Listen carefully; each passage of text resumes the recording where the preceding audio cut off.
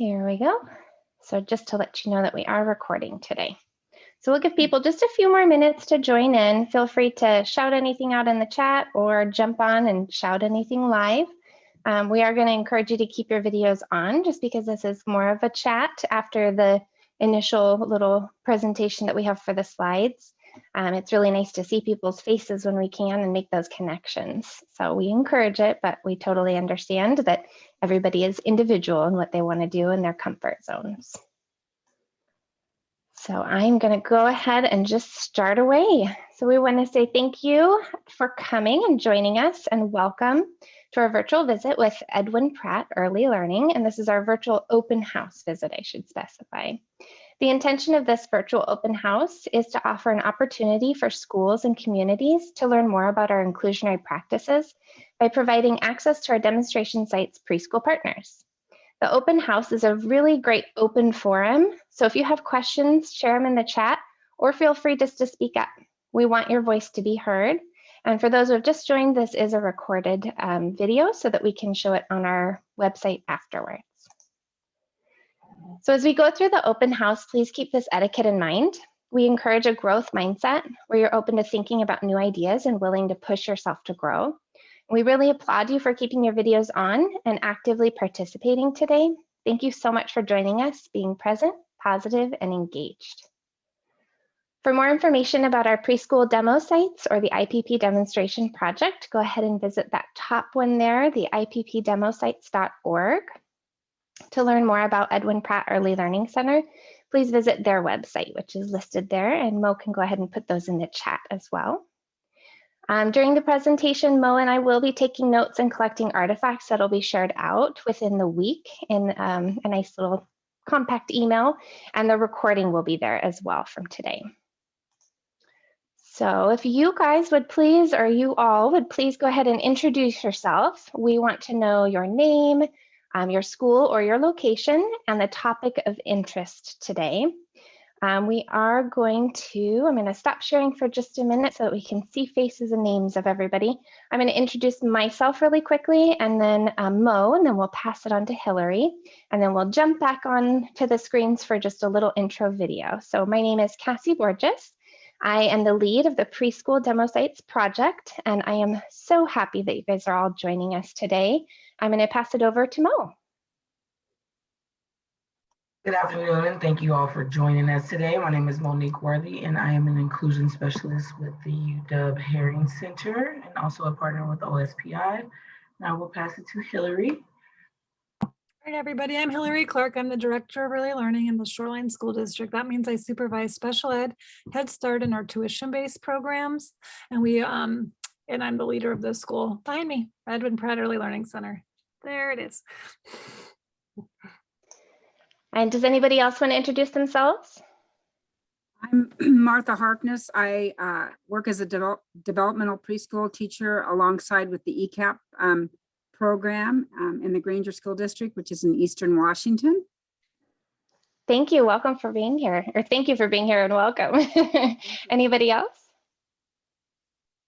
I'm Dawn Christiana. I'm a principal up in Whatcom County at a elementary school, and we have ECAP, Head Start, and a developmental preschool in our school. And I'm trying to link the inclusionary practices across all of that. And we have transitional kindergarten, and so I'd like to also think about that. And one of the teachers should be showing up too, so she's probably just trying to get home first. Wonderful. Thank you so much. Also, Cassie, Courtney O'Catherine is from PSESD. Learning more about great inclusive practices is her topic of interest. Thank you for joining us, Courtney. Bye. Hi, everyone. My name is Julie Dean. I am the Early Childhood Special Education Inclusion Specialist at OSPI. I'm so excited to learn more today. Awesome. Thank you. And if anybody else wants to jump in, feel free. I just love that we have that title of Julie's title in that position. And well, one, that Julie's in it as well, but it's so awesome that our state is such advocates and putting their money and staffing where it should be. So really awesome. I love your title, Julie. All right, I'm going to go ahead and jump back and share the screen here with Sarah Hopefully this will work. This is just a short 5-minute video kind of talking about Edwin Pratt and introducing their school to everybody. Can you all hear that?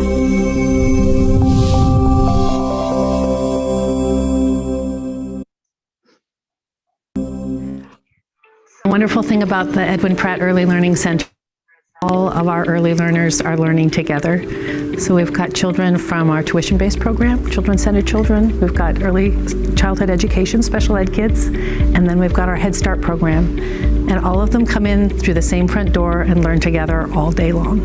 What's unique and very exciting about this building is our classrooms are filled with students from all the programs. So this was our first year of implementing complete blending, and it has been incredible seeing the growth students are making in terms of their friendships, in terms of their language, their academics, their leadership, and their empathy towards others. Well, when the kids are younger, they're like sponges, so they absorb everything that they see and that their environment is surrounded with.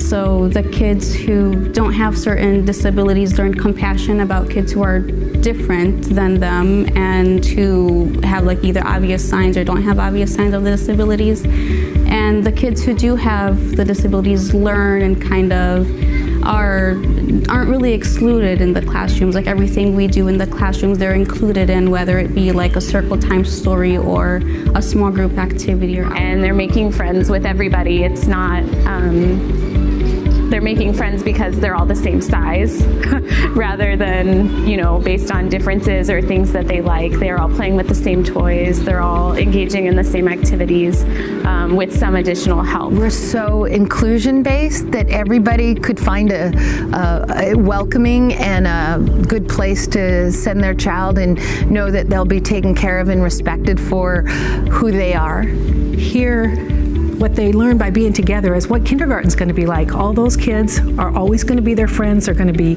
together from kindergarten through graduation. And here they start making friends, making those relationships, learning and teaching each other. This is, we live in a globalization time, and we need to expose kids to learn different out of the box, to think out of the box, and to see there is different culture, different color, different race. If we expose them when they are a little kid, then that will shape them, their future, and how they think toward other different people. The main goal of this building is less transitions. When students are 3 to 5, they need to feel safe, they need to feel comfortable in their learning environment. So with that, we built a building where classrooms have tiny toilets. In the classroom, they have little sinks. They have backyards that kids can access through their door right outside. So we have seen a lot of growth with students in their ability to really focus on their play and learning here. Well, I love that the classroom is very open and it's very easy to see everything that's going on in the classroom, so there isn't like a dangerous spot where kids are not seen. And the bathrooms are great to have in the classroom. It makes transitions a lot easier. The large windows are awesome because it lets in a lot of light, and the kids are able to look outside, and if there's birds flying, they talk about the birds. If the trees are starting to bloom a little bit, so they're starting to talk about the trees blooming. So it opens up a lot of conversation with the kids, and it's just been helpful for the teachers just to be able to see everybody and make the space kind of our own and design it the way that would help our classroom and what fits best for the kids in the class. I like the facility, and it's really fun, and I like the play spaces, and I think that they're very welcoming to children of different ability. And then we also like the classrooms and the way that they're set up and all the different toys that they have, and also just the staff are so great here. Because this is like family home. It's not like school, because I trust them a lot. I learn a lot from my son.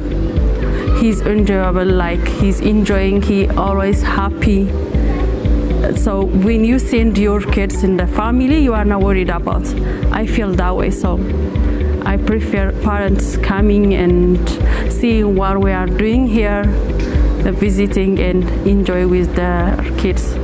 Another special part of this center, Edwin Pratt Early Learning Center, is who we're named after and how we got that name. There was a remarkable student in our district, a credit to our district, who understood that Edwin Pratt deserved to be honored. Edwin Pratt was a local civil rights hero, the activist who was working to desegregate schools, housing, and workplaces. That his name has ended up on the front of our school is so closely in line with our vision and mission, both for the Edwin Pratt Early Learning Center and for Shoreline School District. Awesome. I just love that video because I think it does a really nice job of just showing you kind of the introductory of Edwin Pratt. And now Hillary is here to go ahead and share more. So is there anything else you wanted to talk about with that video? Sure. So that video was created right after we built our building, which was about 2.5 years ago we moved in, and it was funded by the taxpayers because I think all of you know the state does not do a fund match for early learning centers, just for K-12. And so this building was built solely with that bond. And so the video was in part to show the community, look at this great building you built, but also in part to show the inclusive programming happening here. So our district, I call him our PR guy, but I know that's not his title, but he did that video it's on our website to show interested families or community members what's happening at our school. Very cool. And we will go ahead and just open it up to questions. If anybody has anything off the bat that they really just want to know, otherwise I can ask some guiding questions. So I'll open it up for just a minute and give some silence. I could also just talk generally about our school, Sure. if that'd be helpful. Like, so our building is 24 classrooms. This is our 3rd year and it has never been a real year yet. When we moved in January. Last year, COVID hit. This year, still COVID. So next year, hopefully, everybody, this will be our first real year in the building. We haven't been full at 24 classrooms. I'm not sure the parking lot would sustain that for staffing alone. But so we use the classrooms, but maybe a little flexibly. So we have four wings with 6 classrooms each. We built the school as an inclusive school in terms of the classrooms are all the same, the toilets are accessible, the sinks are accessible. We have a staff workroom in each of the 4 wings that staff can meet and plan together. We do not have desks in the classrooms for staff. We've made the classroom student space only to try and help with that student space as well as collaboration between staff. So last year we had 500 preschoolers on campus, and it was just Head Start special and tuition based all together. So.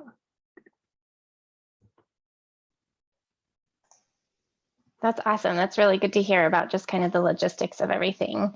Kind of going back to inclusion and your journey through inclusion, what were some of the barriers that you had to battle, I guess, in the very beginning? It sure did feel somewhat like a battle sometimes, as you guys all know. You know, you think, oh, it's just going to be so easy. We'll just get some gen ed kids in our classes and it'll all work out wonderfully. And, you know, this was my goal. I think I might have started 10 years ago and I said 3 to 5 years, we're going to be there. And it sure didn't happen that quickly, but it was toe stepping in. So starting with taking some of our special ed student, well, initially, we had a couple peers in a class, so that I know a lot of districts do that. They have 2 to 4 typical students in their class of their self-contained class. So we had that. We had Head Start join us at our building. And so we did some students going into the Head Start class with some paras. So they were blending a little bit throughout the day. We had a half and half class, so 10 and 10 or 8 and 8 with our kind of easier kids that we knew would be going to kindergarten resource room. And so we really toe stepped in. And then with the new building, really had a mission and vision created with a group of people, staff, stakeholders, community members, parents, and from there jumped in. So it took a lot to get there with bargaining and with thinking about, schedules and it's pretty funny, guys. I thought, okay, we're doing full inclusion. It's going to be so easy now. We're full inclusion. Great. We're done. It's going to be so easy. And every year it's a crazy puzzle of like, okay, we have this many half day, this many full day, this many staff.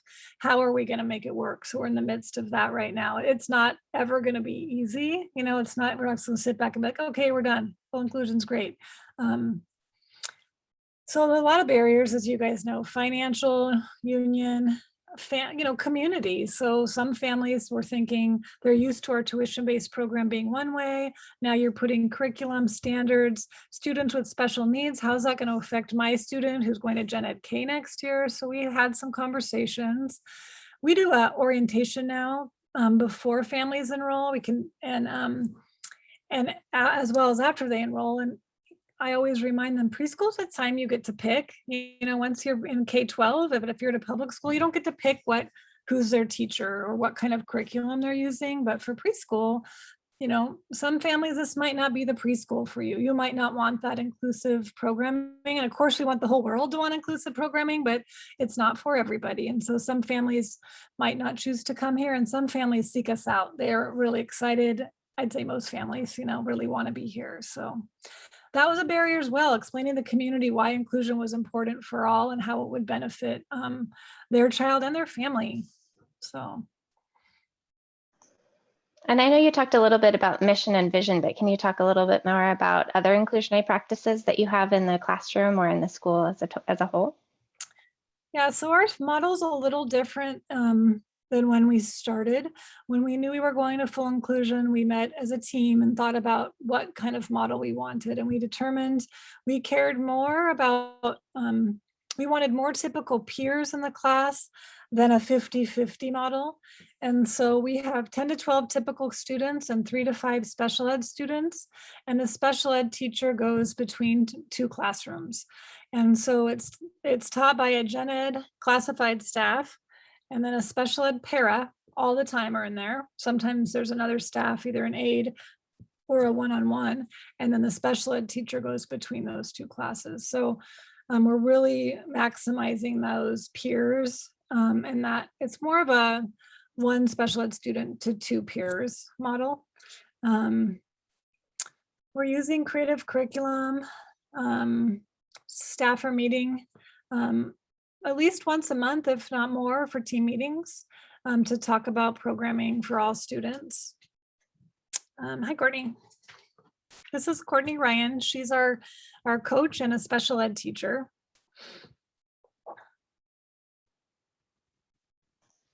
Thanks for joining us, Courtney. How are you? I'm good. How are you? Good. Here. Awesome. Hillary was just sharing some of the inclusionary practices that you have at Edwin Pratt. Are there any that kind of come to mind for you, or anything that you feel really passionate about? Oh gosh, well, I don't know what Hillary's already shared.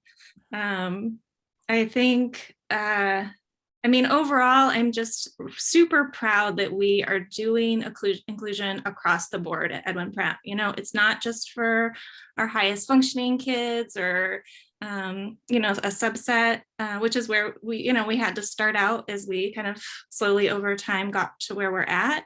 But I'm proud that it's something for all of our kids, and including the integration across different programs. It's our Head Start kids aren't off in one wing with tuition based and kids with IEPs or something. Everybody is learning together. So that's my biggest thing, beyond like a specific, yes, it's awesome. We have a great mission and vision, and I think that's really helped guide our work, and we continue to strive to establish and improve our, MTSS processes and things. But I'm just proud we're doing this, and that all of our kids are able to access and benefit.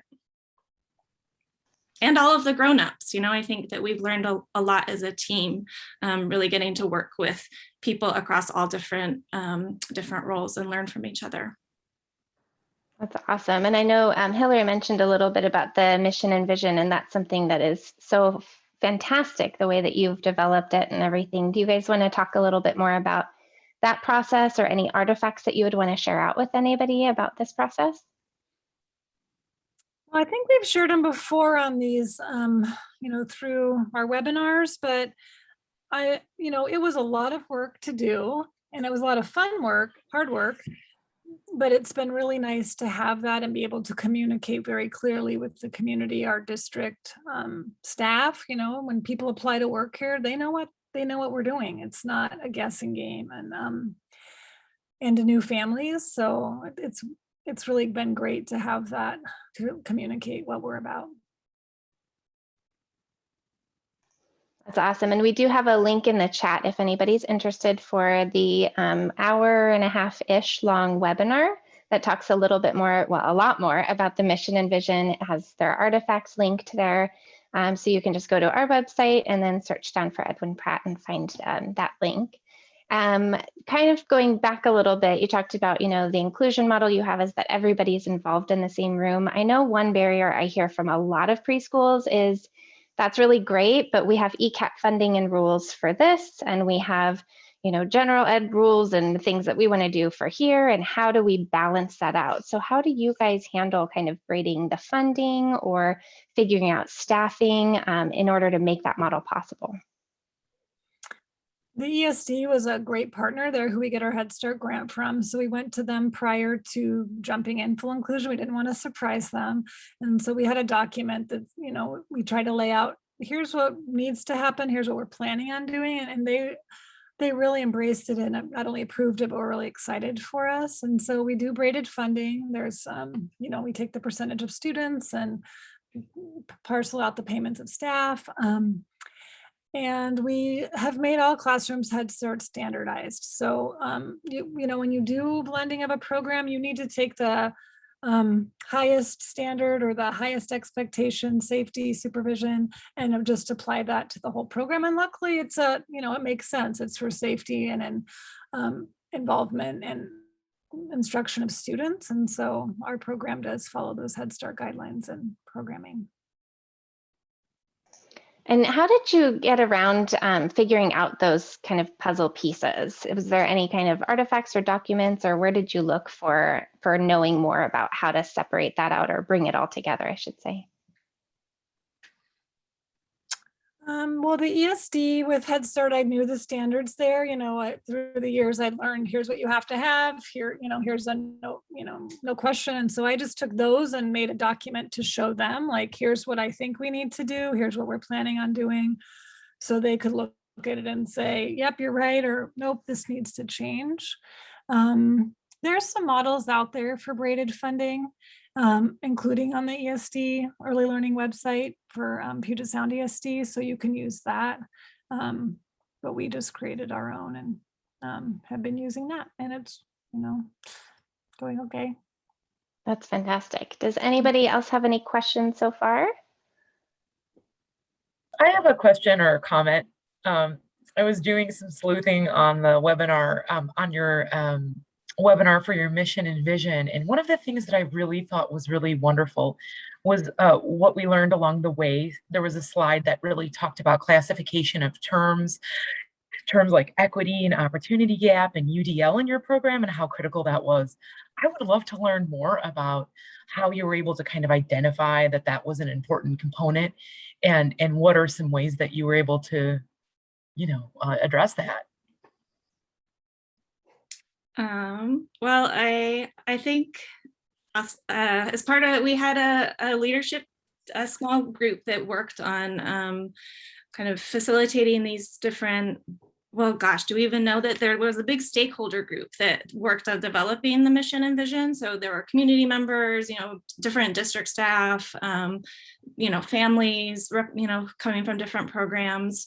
And as part of that process, and a lot of planning went into those meetings, and we brought in different experts to help us out. And one of those people was Dr. Tanisha Brandenfelder, who's the Director of Equity and Family Engagement with our district, and is just amazing. And she, as part of one of our meetings, came in and talked about equity related issues and early learning, and that helped kind of the group as a whole developed some kind of common understanding and thinking around that piece, as well as, bringing in, we had, brain expert come in and talk to our group. We had a panel from, different programs that were doing inclusive models. So we did a lot of learning as a group to kind of develop some common ground, and then work with that material.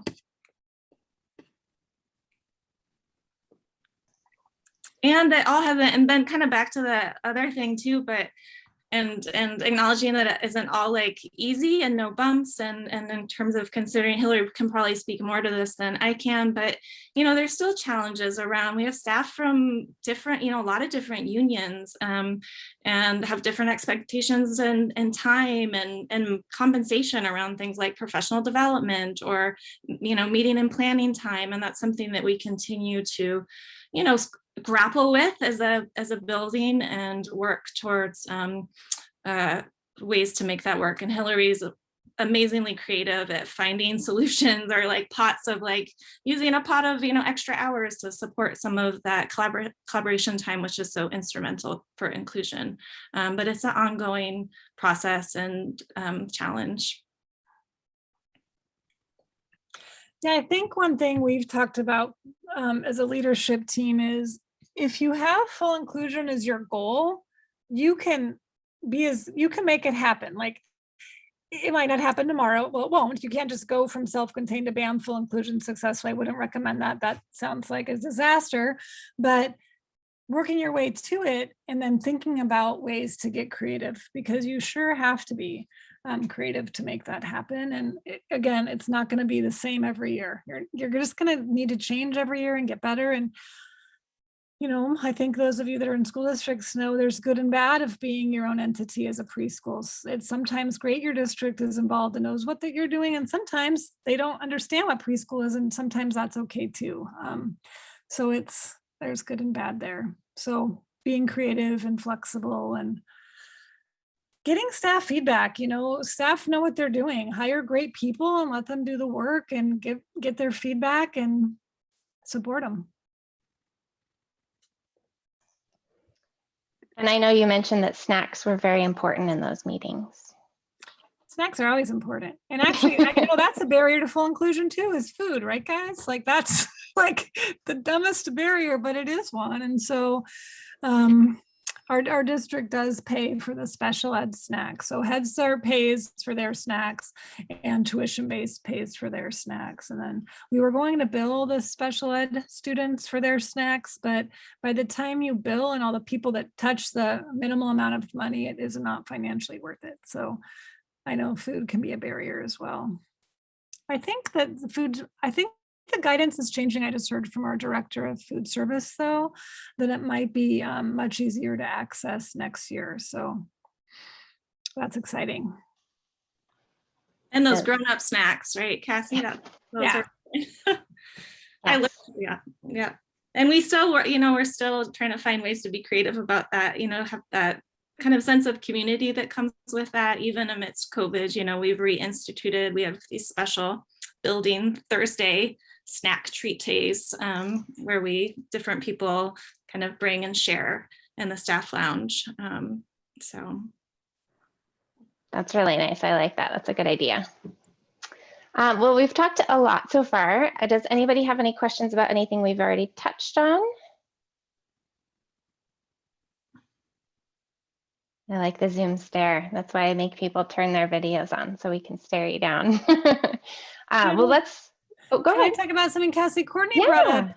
All of our students are in a gen ed class. We do not have self-contained classes here. Gen ed, the special ed teachers do not pull students out for a group. They do all push in.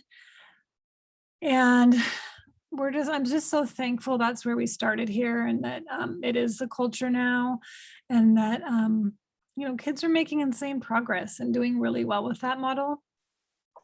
I think if we had a place to pull those kids, it might have happened initially and would have been our culture. And I'm thankful we didn't have that, because now staff really value that push in and that supporting students in class. It's not always easy, but it's been worth it.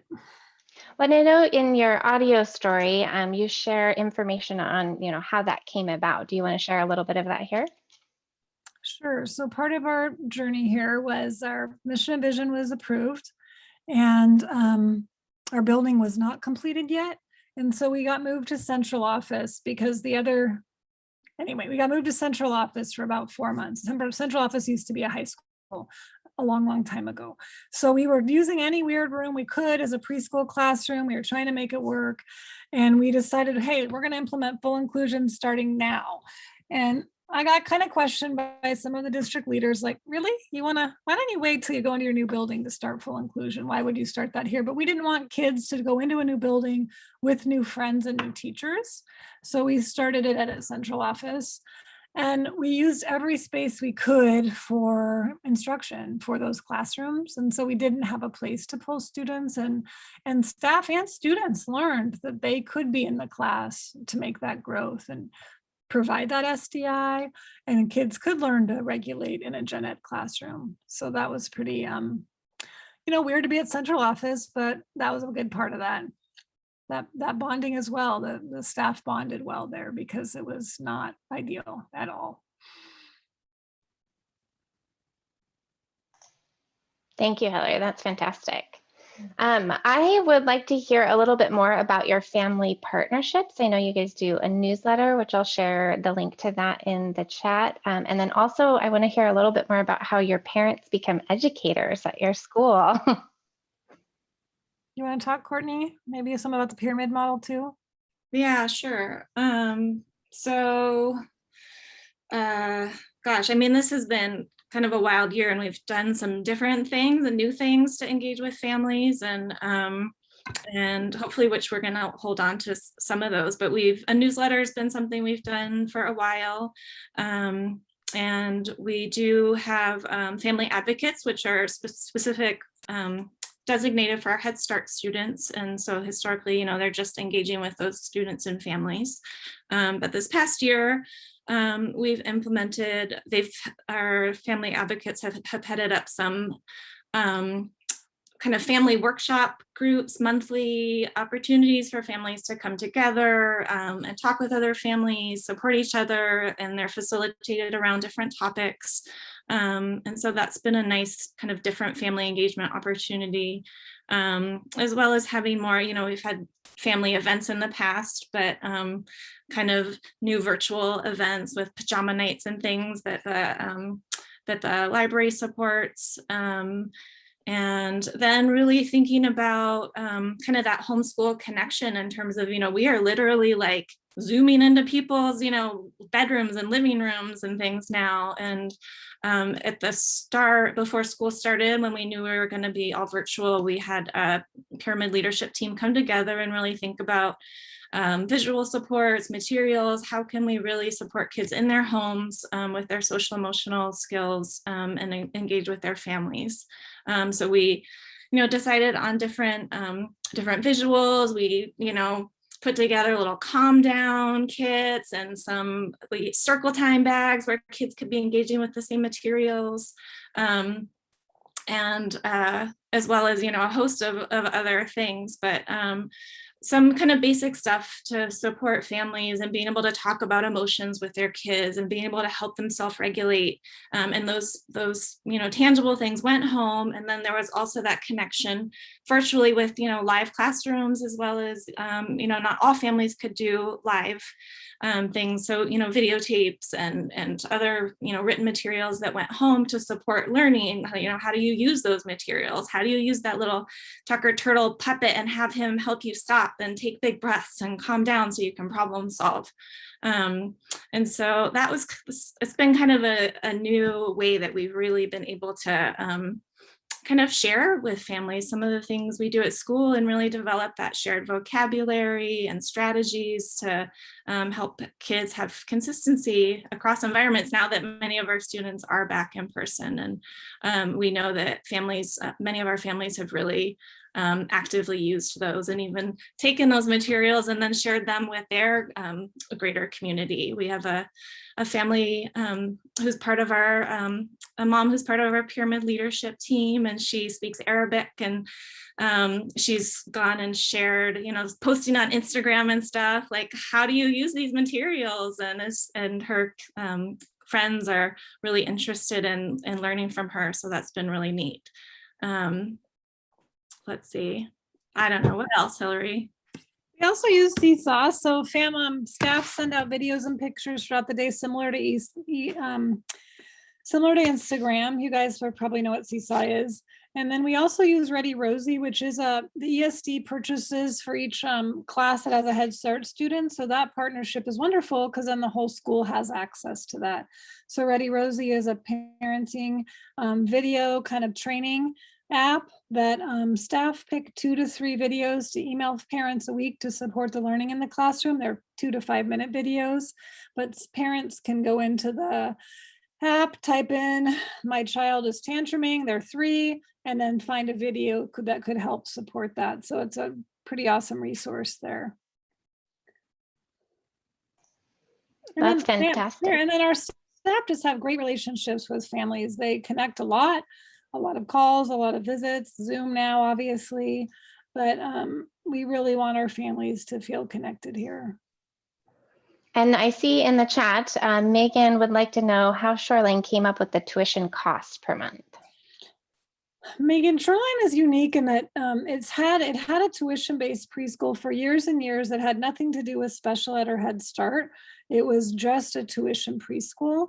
And so it was known in the community. It had, it used to be where this building is. It was an old elementary school. And so they tore that down and put this here. So how we come up with it now, we look at area rates and we compare to those to determine our rates. So we used to be a lot cheaper, and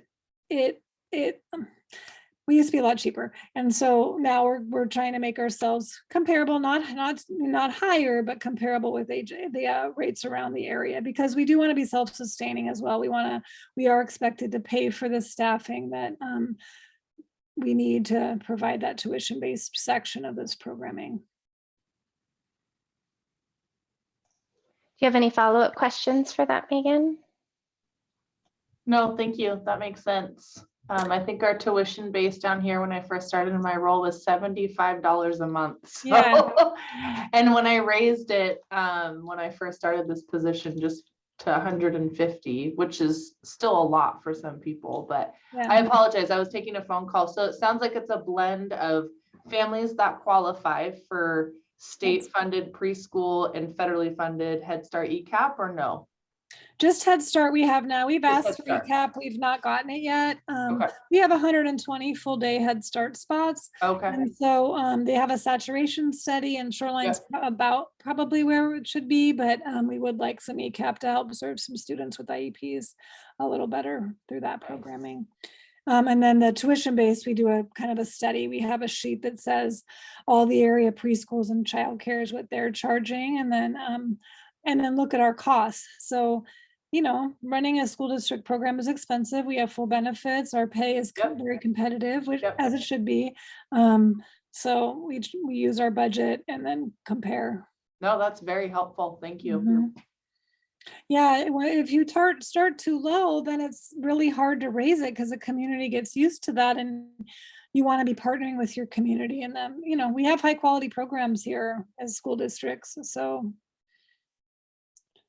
But we are looking to be licensed, so we're working on that process. And I just went to the webinar last week that with this Right Start for Kids Act, there's a new act that is coming with a lot more funding that's going to be really helpful for hitting our, making sure that we're within what we spend, you know, so. So do you guys have a Head Start? Is there a Head Start location or agency in your county or in your school district, or is that, how does that, you know, because I know in my county, one of the conversations is we want to make sure we're not competing with them. And so I don't know if you can speak to that at all.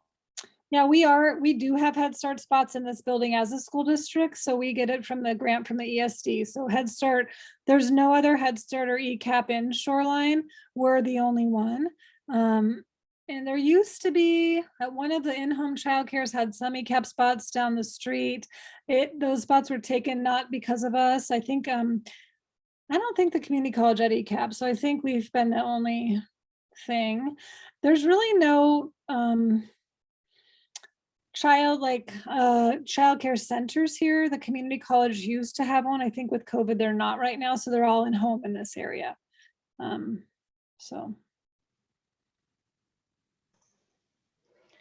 I know previously in other webinars, you've talked about how, in terms of keeping with the family concept, how you have a lot of parents that start out as parents and then move into becoming faculty. Do you guys want to talk a little bit more about that?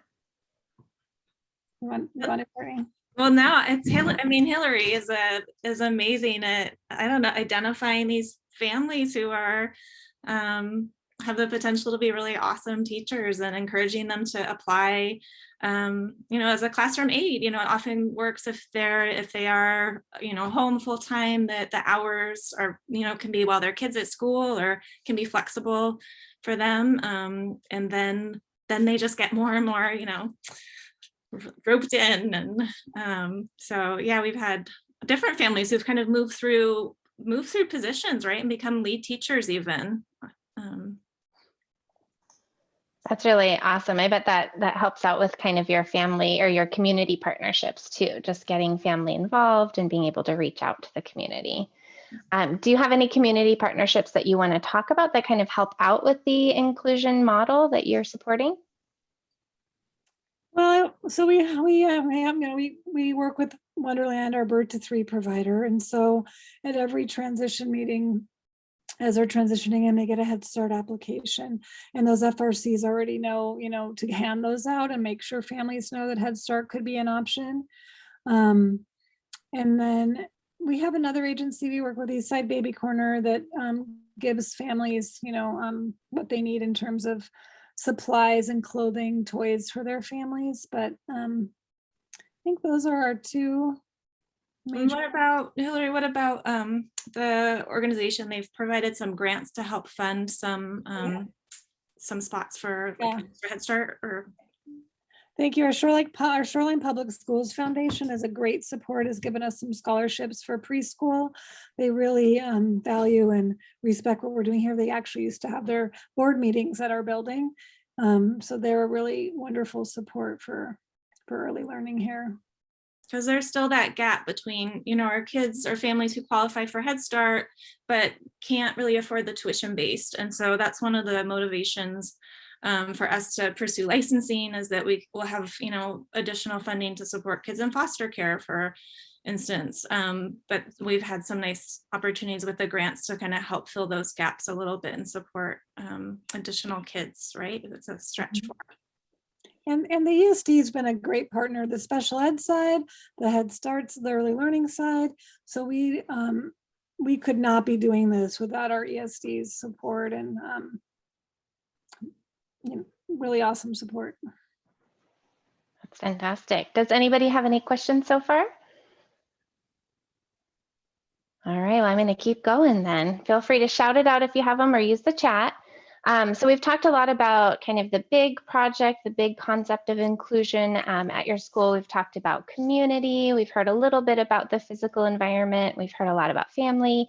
Let's go back actually into the classroom. And can you explain a little bit more of that physical environment and what you thought about as you were reinventing the space?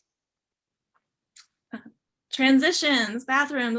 Transitions are notoriously one of the most challenging times, right? And preschool, certainly, if not across the board.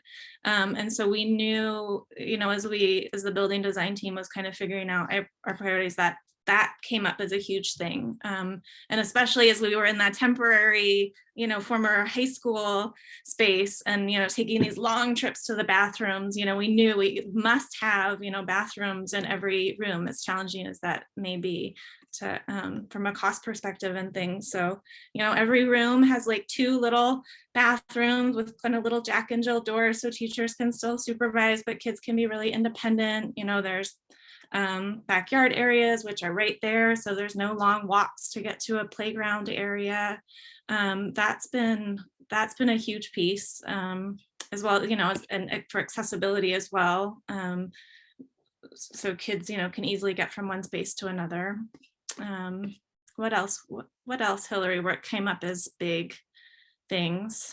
That outdoor space as well was huge. We really did prioritize having each pair of classrooms has an outdoor space that's shared between them. And that's been, instrumental, especially this year as we've returned to in-person. We are using those all the time. As well as, some larger shared spaces with different sorts of things that kids can access, big bike area or some kind of field trippy spaces. There's a music garden on the grounds that classrooms can kind of walk to and have a little field trip. So having those kind of natural different outdoor play spaces. And then, go ahead, Hillary. Thanks. There's a therapy room per wing, like a smaller therapy room if a therapist needs to pull a student to do some SDI. So the student doesn't have to walk, super far to go to their office or down another hall to access that. So again, it's a transition, but it's not a long one because it's in the same wing. So that was part of our planning. And the wings were a big thing too. We're a really large center now, but we still, preschool shouldn't feel like a big big elementary school. And we wanted it to have that kind of smaller feel. And that was one of the solutions we had to keep it a little bit more kind of family feel or smaller, where they're kind of broken up into different pods. And thinking about having events that way as well. So instead of an all school event, we might have an event for just the salmon wing or the bear wing and divide it up that way. Because 500 preschoolers come, as you guys know, families come to events, and having 500 preschoolers and their families would be overwhelming to any preschooler, but especially a preschooler with a disability. So that's really nice that you're able to kind of think about all the individual students as well as the school as a whole, which is really great. And I know you talked a lot about how you really promote the push-in model versus the pull-out. Are those therapy rooms just with specialized equipment that might be needed for students? And do you really work, what are you doing right now to really focus on that push-in concept now that we're back in school? Yeah, I've had a great training with Eileen Schwartz recently. So it is something we're working on, is how to do that more. So those therapy rooms are mainly for fine motor and our TIC. Our SLPs do both pull out and push in, and our OTs as well. So PTs do try and do a lot on the playground, but we do have gross motor rooms in each area that can be used for SDI or whole class instruction. And so they obviously have specialized equipment that they might choose to use with students that are getting physical therapy SDI. Well, and it's good to hear from, you guys who are such a great model of a demonstration site, to hear that you're still on your journey, right? Because it's such a huge journey to make. And so to hear that people are like, oh, we're still working on that. It's a work in progress, and we know that. And so we're all on this journey together, and we're all in different phases and stages. So I think it's really encouraging to hear from other people here, you saying, oh yeah, that's something we're still working on. So I really like to hear that. What are some other materials that you use inside of the classroom to promote inclusion? Can you think of SEL strategies that you use? Do you utilize UDL or some of those other kind of more discrete topics that we can talk about for in the classroom? We've tried to be thoughtful about the types of material, things that would promote social interaction. We have these little kind of rocky seesaw things, which a couple of kids can sit on together, or, wagons where kids are pulling each other. you know, there's different materials that lend themselves to that social play that different kids can engage with. We have different types of seating available. I think in all of the classrooms, you know, we have cube chairs that are scattered around the building, as well as kind of more traditional, just little wooden chairs or mats, or, you know, we have, and then more specialized kids who specialized seating that a physical therapist might help with. So different things like that are just really, they're everywhere, and they're just normal for kids to kind of see these different things in their classrooms. I think really kind of fully implementing Pyramid this year has also been a great support in terms of thinking about, you know, visual supports are helpful for all kids. They're extra helpful, I think, for a lot of our kids with IEPs. But kind of making that just part of the norm and really kind of boosting up the amount of visuals that we're using, you know, really ensuring everybody has, you know, a good visual schedule, and we have, emotion thermometers in the rooms and feeling faces where kids can really kind of point out, you know, how they're feeling, or move the little arrow, or I think it's been helpful to really get those strategies universally in place across the center, so that they are benefiting all of our kids. I just put in the chat our calm down kind of cozy cave thing. Not the most durable product, but really wonderful for staff and kids. So easy to move around, not using as much during COVID, obviously, because it is mostly fabric, but that is something that we use in every room, and kids learn how to use that as a place to, you know, some kids are here 9.5, 10 hours a day. And so it's a place that they can relax if they want to as well. We also building our building, you know, for just preschool, everything's their size, so they can be independent. You know, we're not in a central office or an old elementary. So giving them that independence and taking away that level of frustration is really beneficial. That's awesome. Thank you. And just kind of thinking about all the materials that are used and how some people have different expertise, what do you do to kind of encourage the co-planning or the co-teaching in terms of getting, you know, specialists involved in the planning, or at least knowing, you know, what's going on in the classroom? And how do you schedule time for this? Because I know a lot of people say co-teaching sounds awesome, but when are we going to do that? So what's your experience with that? We do budget for 10 hours a year for each staff to have a team meeting. Staff might meet more than that as well, but that's the minimum they would get for extra hourly to do so. We're working on, you know, what type of agenda would be helpful, because as you guys know, you get a team of professionals together and they're excited about their students and they want to support, and those meetings could be 12 hours if you let them, and you know that would be helpful. But how do you really focus on what would be most helpful for those students? So Courtney, what do you want to add to that? Yeah, I mean, I think all of our classrooms who are do have some kind of regular team meeting set up, and we also use email, or you know, we'll have shared data sheets, or you know, ways that we can write updates for each other. But I mean, it's hard, and it's an ongoing challenge, and I know it never feels like enough. Another thing we're looking at is, you know, we use creative curriculum and Second Step across the center, and looking at kind of ongoing work where we can really reuse what we've done, like adding more visual supports to certain lessons, or and we have staff who are looking at using some extra hourly kind of funding we have to add those to our, you know, the bins of like the ball unit or whatever, so that we can kind of have a little more visual, a little more structure for kids who need it, because there's always going to be kids in every classroom who need just that little bit more. So trying to takes a lot of work up front, but then we'll all be able to access it moving forward. So Courtney mentioned like a ball bin, so we do have creative curriculum bins of materials for that study. So the pet study might have vet outfit or books on animals or dog food, I don't know. So each of the studies have their own bin that staff can check out and then use those specialized things to that study. And, one thing we're hoping to do this summer is some special educators coming in and really doing some modifications to maybe the curriculum as well as the materials. So then it's not we have to do this on the busiest day when we want to be with kids. It's summer. We have some time to think and can figure out how to something that might be supportive. Yeah.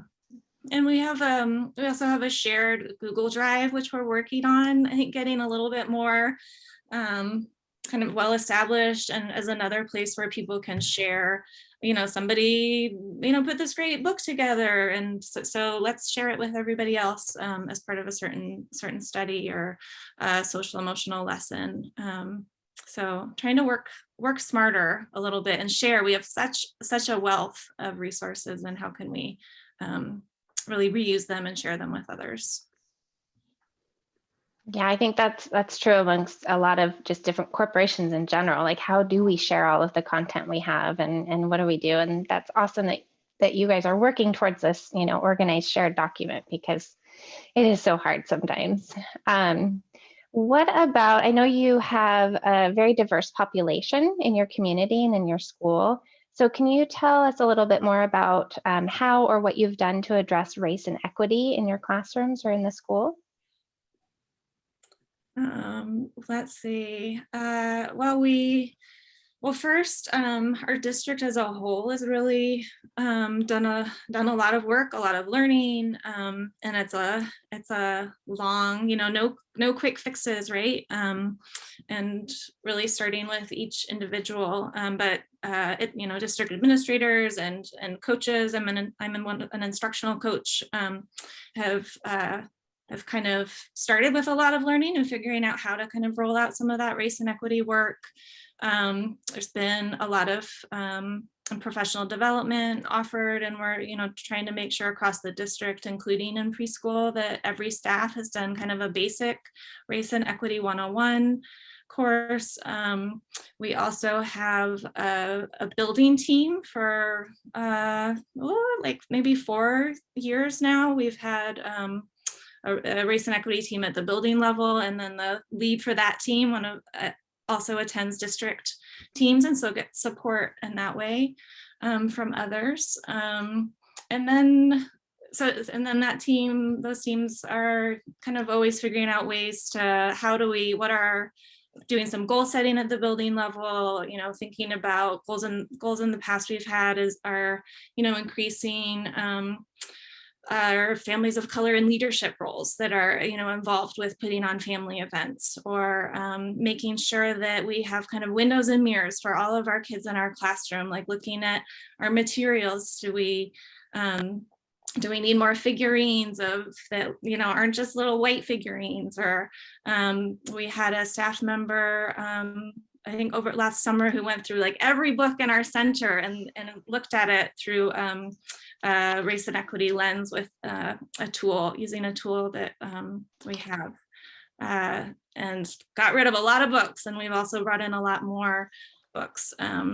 So a lot of different kind of learning and kind of constant goal setting and figuring out how we can do better, how we can support our families. So. That's really awesome. I know when I was in undergrad, years and years ago, that was one of the big topics, is let's look at some books, and everybody bring in a book. And so we all brought in a kid's book, and we looked at it together as a class, each individual book. And it was just, it was amazing, the changes that we've made today, which are so fantastic, versus what like I had as a child, right? And some of those books I grew up with. So I think that that's something that sometimes gets overlooked, right? Are the books and some of the materials we're using. So that's really fantastic. We have staff right now, Cassie, we have a blog that we've started this year, and as part of that, our race and equity building lead this year, and the team has been doing it's like reading Rainbow, I think, kind of like the each staff member chooses a book and does like a really short, like 1-minute share about, you know, a book featuring some great diversity or something, and that gets posted on the blog. So trying to kind of increase people's comfort and willing to try out a new book with their kids, or it's another strategy. That is really cool. Thank you. And then could you tell us a little bit more about Edwin Pratt? Yeah, so Kelly in the video talked a little bit about him, that he was someone who moved to Shoreline. He was a leader in the NAACP and moved to Shoreline and was trying to press redlining and highlight that it was not okay to redline. And he was shot and killed in his front yard, and they never found who murdered him. A little girl in Shoreline saw his story at age 10 and put a petition around our district to make sure kids in our district knew about him. She had not learned about him and was wished she had. And so we went to the school board, and it was decided that our school would be named after him. So thankful that that's true. And I think he would be proud of what we're doing here. His family did come for a visit. His daughter and some other family members came from across the state to see the school.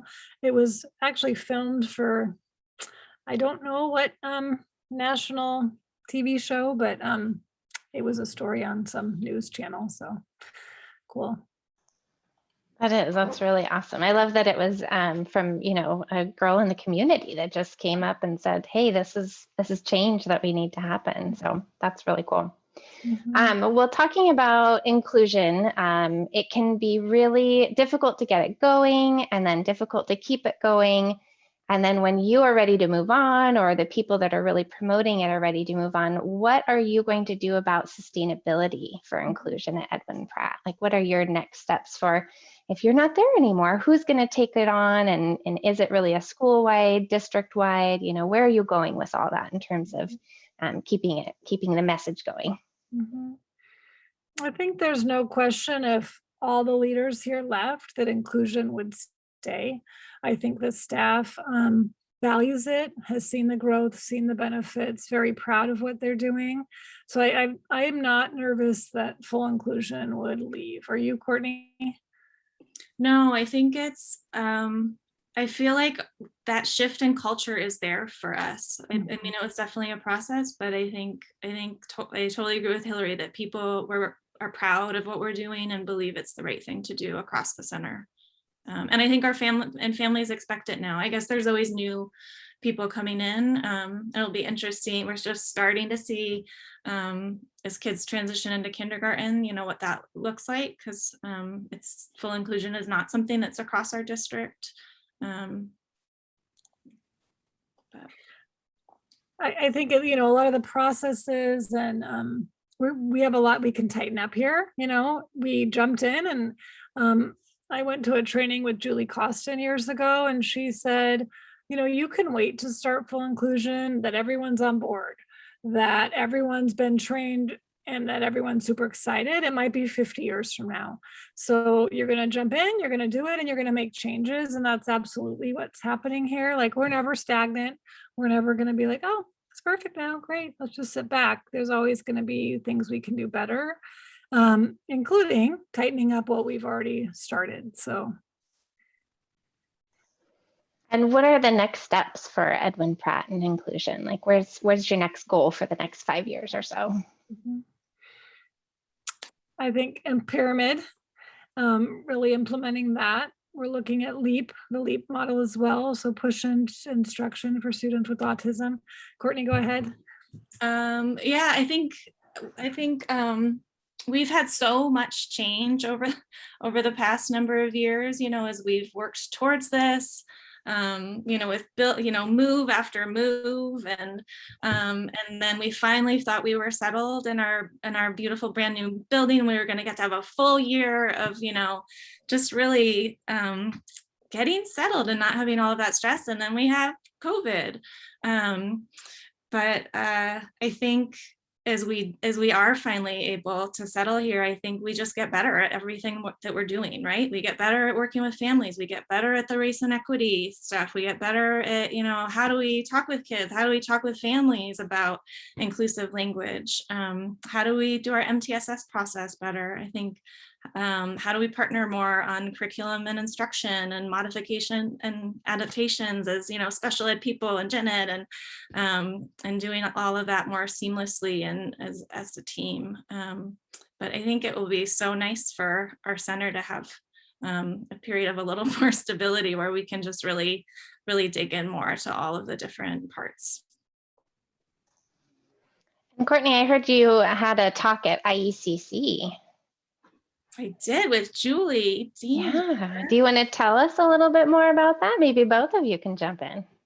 Well, it was focused around that the pyramid piece, which we've been a part of that grant this year, and so really implementing pyramid practices center-wide, and really looking at family engagement around that, and looking at our kind of visual supports, materials, different strategies that we've done to engage with families at all of the different, the pyramid is a tiered system. So looking at our universal practices, as well as kind of those tier 2 supports, and really providing more targeted social emotional instruction, which I think is extra important for all kids in this moment, right? As well as looking at how are we, we have a lot of kids with IEPs at our center. How are we providing supports for kids in areas where they need that more intensive level support? And how are we, we did a lot of family coaching this past year with the remote learning, and how do we, continue kind of that type of engagement moving forward? It's always something that we've always met with families and supported families, but it's been in a different way this year. But kind of using that pyramid lens at the different levels about how we are supporting our kids and families, social emotionally in particular. Do you know if that video is available for us to share with everybody? Julie? I don't know. We can contact the IECC committee, and I can follow up with you, Cassie. That'd be awesome. Yeah, I'm still trying to find our video from that too. It sounds like they've had a little trouble with that. So if we can find those, then we will definitely share those out. Thank you, guys. And then going through this whole process of inclusion and, thinking about the future and the past, what changes did you make during COVID that you want to keep moving forward? And, how is that going to impact your school next year? Well, we made a whole list, right? Hillary put together like a document and got feedback from all of the staff around that very question. I don't know if you kind of really dove into that, Hillary, and saw common themes and things. I mean, I certainly think that kind of having different options for families to engage, I think Zoom meetings, for instance, are a really convenient way for a lot of families to, attend an IEP meeting, or, a different, I think live events are great, but maybe also having some different family workshops or support groups or virtual events in the future. We bought a Zoom TV. So when we have, parent committees or something, then people can come and people can Zoom in, because we did find our Zoom events, like we have a Zoom King County Library does a evening once a month book story time. And those are incredibly well attended, where when we used to have them on campus, getting your kids in the car and then bringing them here and transitioning home is challenging for many families. And so being able to do those things remotely was much more inclusive for some families. So we'll keep some of that remote stuff, and then just that relationship with families. I also think this year we've changed our entrance into our building, and we might be looking at maybe we'll be continuing that. It feels that some of parts of that feel good. So we'll see. Mm-hmm. And thinking about, we sent home a lot of visuals and a lot of materials this year, and I don't know that that's sustainable. But I think thinking about, what would top priorities be in terms of maybe some different visuals that come from Pyramid around, calm down, solution finding, identifying emotion kind of stuff. Would we want to make sure that we get into the hands of every family? So I'd like to hold on to that. Mm-hmm. That's really awesome. Does anybody have any questions as we're in our last, 10 or 15 minutes here?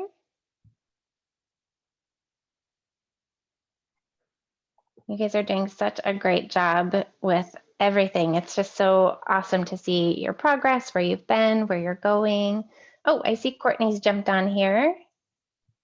I have a question or just a thought that occurred to me as you all were talking about, that you're entering into a phase where kids and families are transitioning into kindergarten, and we know that, we don't yet have a P12 fully inclusive model. What are thoughts or things you are either thinking about doing or steps you've taken around that transition? Or if not, are you willing to think about it with me? Mm-hmm. We have a transition process, so we transition our students through special ed with the transition IEP. We invite the homeschool team. If we're talking about a different placement, we invite the homeschool team and the self-contained placement to, talk about the student and how their IEP goals can be met in each setting. And then as a school, we also do a transition to K WA Kids, the transition to K sheet. And so each school gets a Google folder, which with a picture of the student on it, their name, and then that as well as all the kids' information from our program. So that's how we transition. We haven't done much yet with how do we push up in terms of inclusion, right?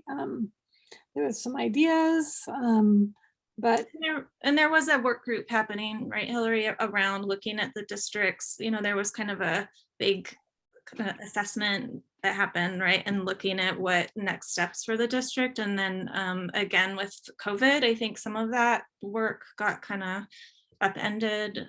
So I think it'll be interesting to see as we kind of get back into a little less kind of crisis mode, what we can do. There's a special ed visioning committee that was meeting, and so at the district level about where they want to see that. And we have a lot of parents, that really want to keep full inclusion and advocate that for their kids. Thank you so much. That's so awesome. Your vision is so strong. And so I'm just excited about how we leverage, as you said, that's our culture. Mm-hmm. We don't see ourselves going backwards. So yeah, that's exciting. Staff would be really sad to see a self-contained classroom here. I mean, it would be really hard.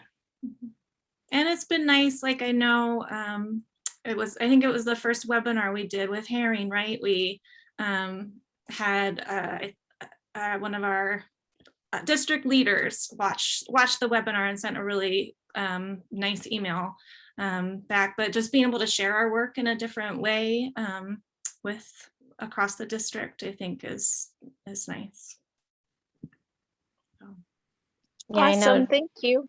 I know Dr. Eileen Schwartz always says there is no information out there or data or anything supporting seclusive environments, right? Like you can look at all this information about inclusion and all the benefits and everything around it, but then you go to look for any kind of positive messaging around secluding children because of, education, and there's nothing over what does she say, most since the 1970s. There has been no documented research about that. So this is the model that we really need to be going toward, right? And we just need to get everybody on board. And I love that we have these demo sites to show people where they've been in their community, because again, every community is different. So what works really great for Edwin Pratt might not work, really great for your community, but let's look at all these other models that we have to see what things you can take for your own. Because inclusion is also kind of about that specially designed instruction. And so that includes for your community and your school and what's going to work best for your families. So I'm so passionate about this stuff. I could just keep going. Hillary and Courtney, what are your one word or one statement or anything that you want to say kind of about inclusion that you would tell people as they're starting their journey? Like, what's your one big words of wisdom for everybody? You want to go first, Courtney?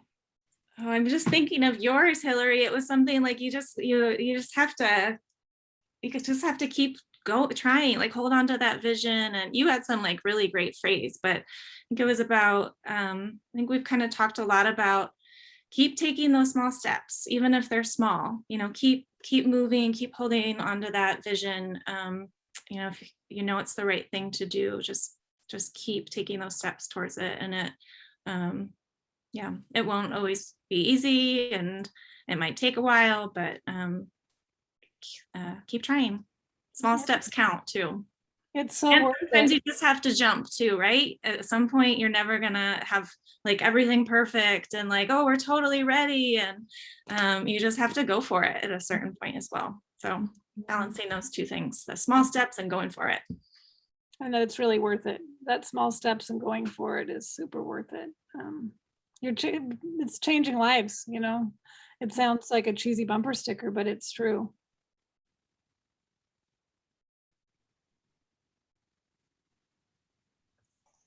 Awesome. Does anybody have any other questions or comments or words of, good job to Edwin Pratt?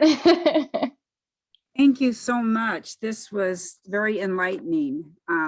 I have lived in Eastern Washington for 30 years, but I'm actually from Mercer Island. I grew up in Mercer Island. So it was, and I went to the UW.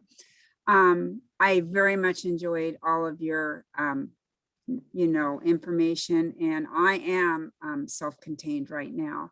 So this really opens up my eyes, because I keep on thinking, gosh, if my children are around typically developing kids, how much they would grow and benefit, and how much those kids would benefit with my kids, because they're all kids. Mm-hmm.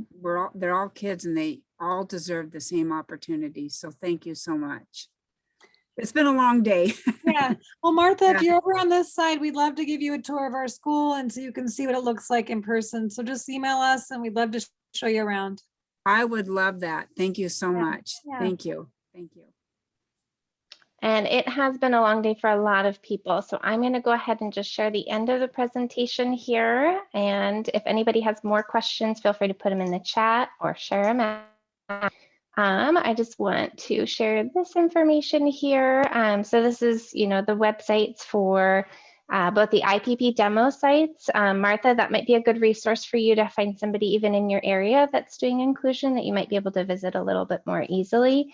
But Edwin Pratt has some great resources on our website for their journey, their initial webinar, the deep dive that they did that really talks a lot more about that mission and vision. And then they are available for virtual visits. So feel free to jump on that demo sites page and see if you can schedule a virtual visit with them or any of our demo sites partners.